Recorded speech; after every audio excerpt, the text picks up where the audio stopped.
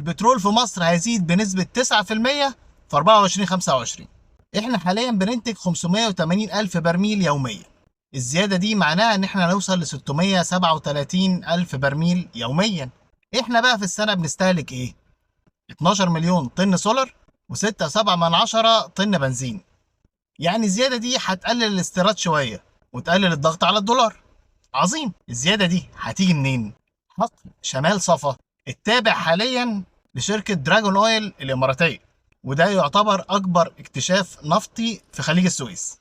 ودراجون اويل هتستثمر في المشروع ده بس 200 مليون دولار. دراجون اويل دي بقى لو ما تعرفهاش، دي شركة مملوكة بالكامل لحكومة دبي، شركة حكومي يعني. وفي اول السنة قالت انها هتستثمر 500 مليون دولار في مصر، فواضح ان ال 200 مليون دول في المشروع ده وفي 300 في مشاريع تانية.